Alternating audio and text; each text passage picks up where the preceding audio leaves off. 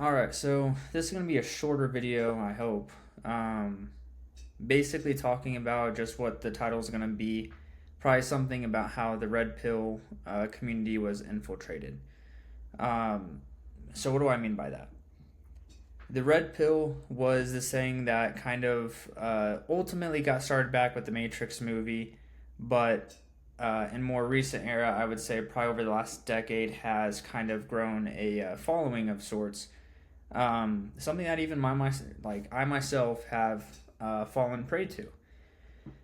And I think it's important that we start to have a discussion about this community and some of the bad actors that are in it now. I'm not going to name names at the moment because I don't feel like it's my place to do so. I don't think that that's really going to get us anywhere, so to speak. But I'm going to make several descriptions where some of those people you might, me talking of that type of character might be able to push you in the direction of the types of people I'm talking about. But it's not my place to judge. Where I think it is in my place to do, out of the goodness of my heart, is to simply bring awareness to this and try and get us as a whole kind of back on track. So let's start with kind of like the foundational principles of the red pill. It was kind of this thing where you essentially you see the truth, you see the construct of society and how it's fake, how it screws people over, all this stuff. And then if you take the blue pill, right, because you talk about blue pill people, if you take the blue pill, then it's just essentially ignorance is bliss, and like you're just kind of a dumb person, and you'll hear the red pill side start using a lot of cuck language, which I think is, intellectually dishonest because you're just you're name calling somebody at that point, and that's kind of weak at the core of it. However true it may or may not be, it's not the right way to go about an argument or a debate. And essentially, what this red pill community is now, it's kind of the next generation of zealots. People who are, really loud, really proud, kind of in your face, but ultimately they're so apathetic that they're not going to do anything about it. They just want to be loud and kind of complain. On top of that, they like to try to take the moral high ground. And you'll see a lot of people do this in their arguments where they try, if they can't articulate a point clear enough with their opposition, they start to argue over semantics, right? This was greatly shown or personified, I guess, and I guess I have to mention the name on this one. And I mean, no ill will by anybody who thinks highly of him. I still kind of do to an extent. But Jordan Peterson, just recently, right, he had that debate where he was supposed to talk against like 20 different atheists or something like that. And the kid kind of came up and, was like, well, are you or are you not a Christian? And then he starts arguing over semantics. Why? Because Jordan Peterson, who has also been in this kind of red pill community for a little while, but is starting to fall prey to the same tired line of thinking, the same ultimate failure of the red pill stance, is you start arguing he couldn't stay locked in and say yes I'm a Christian or no I'm not a Christian. He didn't want to play either one of those absolutes, which ultimately anybody has to choose. Are you walking with God or are you not walking with God? Whatever choice you choose is totally up to you. But Peterson and many others in the red pill community, they want to win. They want to dominate. They don't necessarily want to help grow people. This is a more recent version, if we're not careful, at least over here in America. If we're not careful, we're going to fall prey to the same our side versus their side kind of thinking, just for our generation specifically. I would say Gen Z is probably one of the biggest propellers of this whole red pill, blue pill ideology. But it's the same. It's the same old tired propagandist uh, dividing trick, just wearing a different face. First, you had uh, what like I don't. I guess I'm not really well versed as far as the '60s and '70s are concerned. But I know like you kind of had the hippies, and then you had the more conservative side, and then you had conservative and liberals going into like the '80s through kind of early 2000s with Gen X, specifically. Now with Gen Z, you kind of have this red pill, blue pill thing, guys. It's no different. It's the same two wings of the same bird. It's all about dividing people, keeping people divided, I should say. The red pill stance tries to take it a step further and be like, oh, well, these are just facts. Facts don't care about your feelings. Who am I talking about right here? And then where do his roots go? Right? People in that red pill community, if it ever at all started as something that was just and moral, I would hope that's the case.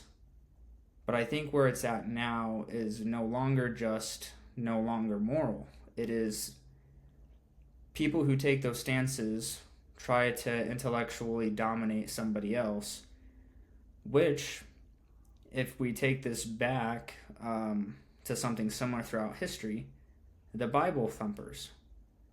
And you guys might be wondering, well, Josiah, like, aren't you a Christian? Aren't you a Bible thumper? No.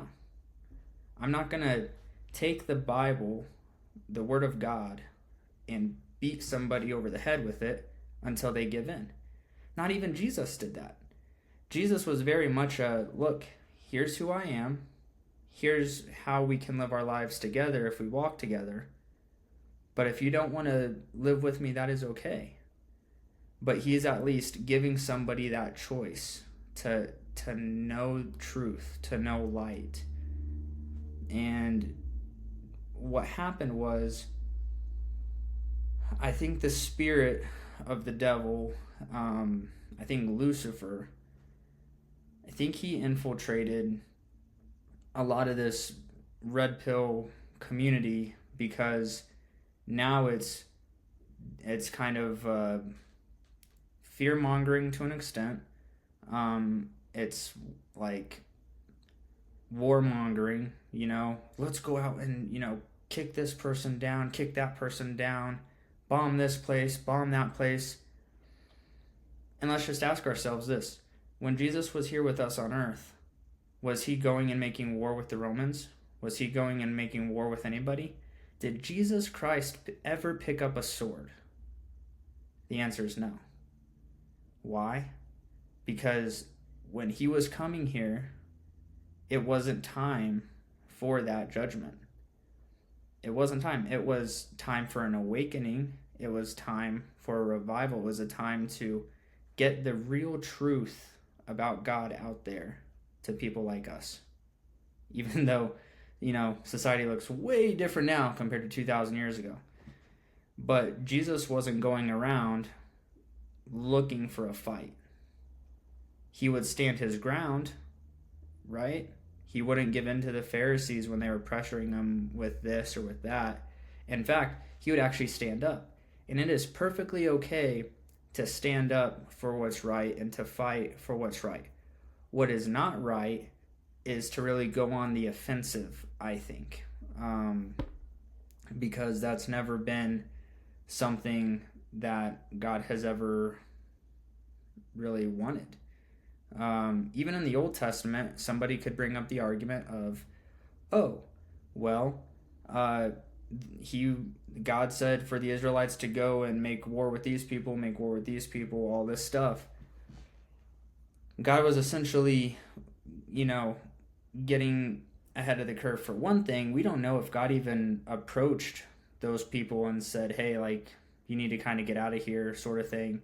Like, we don't know. We know with Sodom and Gomorrah, that people were kind of largely like given warnings, but they were so wicked that they just stayed.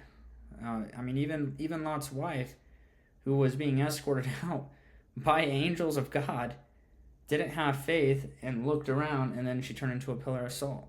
Sometimes rebellion is just in human nature. And that's ultimately what Red Pill is kind of coming to. It's this rebellion of how things should be for a rule by dominance, a rule by force. And then it's like, okay, well, if it's a rule by force, why should we be criticizing any other nation that goes out and tries to do the same? That's nationalism.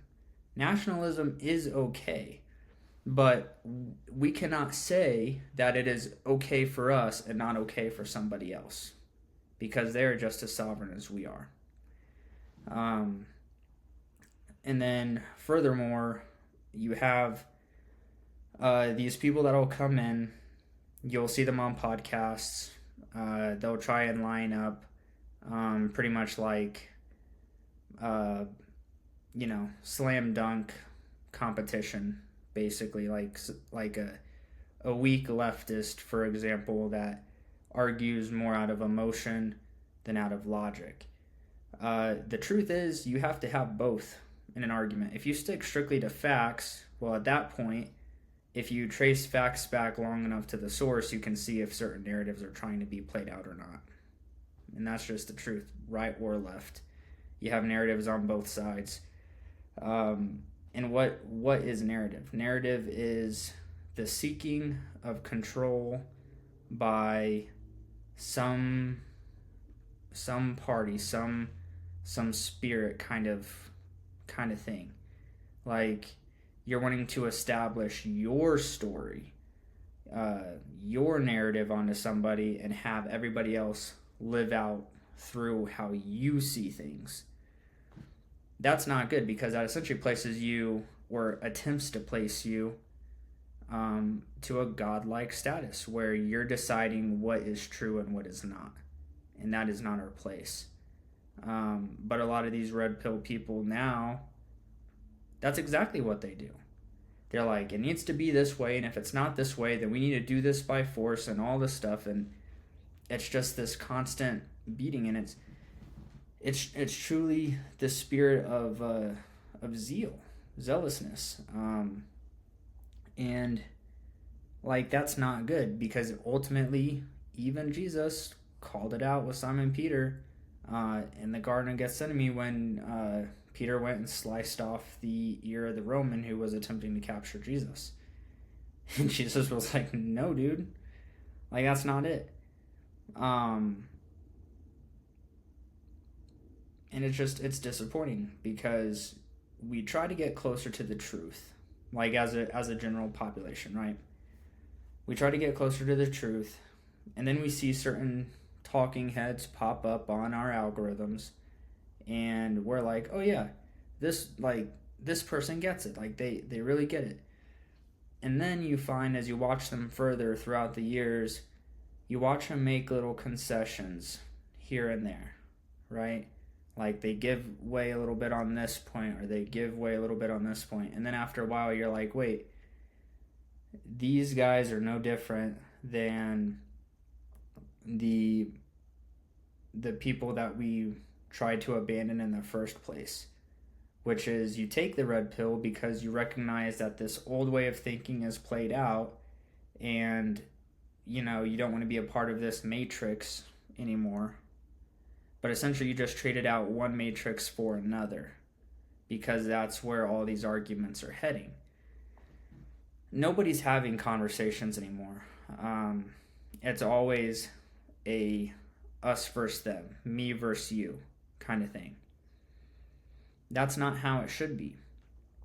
I think even the philosophers of old, of antiquity, I think they would agree with me when I say debate shouldn't be of one side trying to win over the other. It should be one side conversating with the other to understand the opposing side's point through and through, and for the other side to understand your side through and through. When you guys can both understand each other and where each other's coming from, you can then build up each other's arguments. And you can look and explore everything out until the end of the line. And then you can determine with that person, okay, well, is this actually true, or does it need to be revised a little bit? Same with you.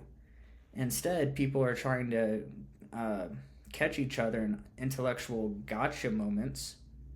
And sure, it might make for a good, funny little clip on Instagram, TikTok, YouTube, whatever. But does that actually push us forward in our quest for truth in the long run? And I would say no, it doesn't. All it does is you're creating a stronger divide between two opposing sides, to which I would then lean back on the Bible with Jesus, and when he says, blessed are the peacemakers. What is a peacemaker? A peacemaker is someone who brings two sides together, or at very least, when approached by an opposing side, diffuses the situation and gets everybody to understand each other. When everybody can understand each other, there is often love and understanding. Maybe not full agreeance, but I think we can all agree that you can love somebody that you disagree with. I think that's one of the main tenets of Christianity. It was the greatest act that Jesus could have ever done, which was when he was on the cross, he said, forgive them, Father, for they know not what they do. Do you think any of us today would crucify Jesus? I mean, I wouldn't, but I know, and most people would say that they wouldn't. And to that, I would want to explore that further with them, because there is that passage of the Bible where he was going toe-to-toe against the Pharisees. Okay, so he walked into the temple, he saw that it was set up for a business, he gets all mad, righteously, might I add. There's a huge difference here. And I mean, side note real quick, that's where the red pill also gets it wrong, is they use Jesus flipping the tables and all this stuff to justify their desire for physical violence, for physical domination. That's what they use that passage to describe it for, and I think it's wrong to do that. If you ever use the Bible to justify any kind of act of violence, you're in the wrong, full stop. It's just how it is, because that's not anything that Jesus did or would want us to do. So getting back to Jesus flipping the tables and everything, so he goes through, and he's mad. He's like, you're desecrating my Father's house. You're setting it up for a place of business. And then he goes in hard on the Pharisees, calls them a brood of vipers, right? Says that they're like whitewashed tombs where they're so nice on the outside and presentable, but on the inside they're full of bones and uncleanness and lawlessness. That's kind of where a lot of the red pill has kind of gone today, is they've taken such a moral high ground approach, and they don't want to admit that they themselves are also imperfect, and they just want to fight. They want to establish themselves on top of others. They don't want to help others. They just want to dominate and rule over, which again, that is not our place as Christians. They are of the same zealots. They're like a mix between the old zealots of biblical era and Pharisees and Sadducees of the time. They're kind of like this perfect mix, because they're extremely legalistic, or that's what the red pill is becoming, is extremely legalistic. They try to use God to justify their stuff, just as Sadducees and Pharisees did back in the day too. They call kind of for violence to some degree, which would, give them that zealot side. I mean, I guess those are 3 points. Like, that's kind of good enough. I don't want to get too long here. I'm already at 20 minutes.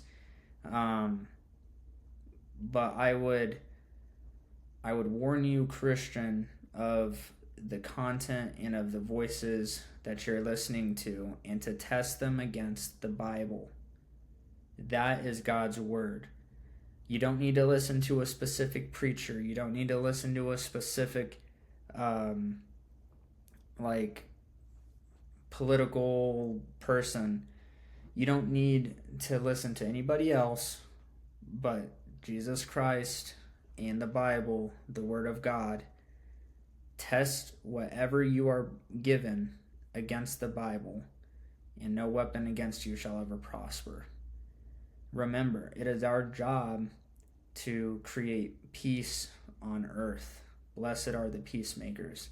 It is not our job to rule over this person or rule over that person. And I'll make this my final point, because we have all this tribalism going on.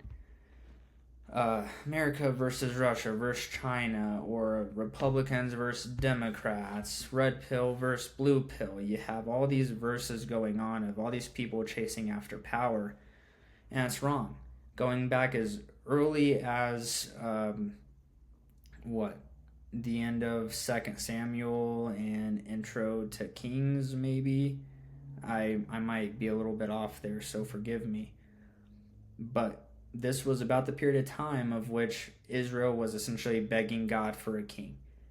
Hey God, we really want a king, because look at all these other nations. We want to be like all the other nations. And God was telling them, no, you don't want to be like the other nations. You are my people, I am your king. People of Israel would not listen. So he's like, you know what, screw it. If you guys want one, I'll anoint one, but you're not going to like it. So they find Saul.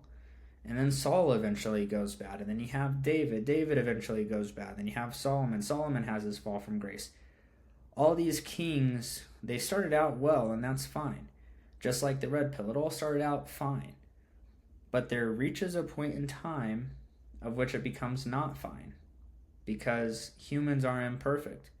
We cannot be perfect, and that is okay.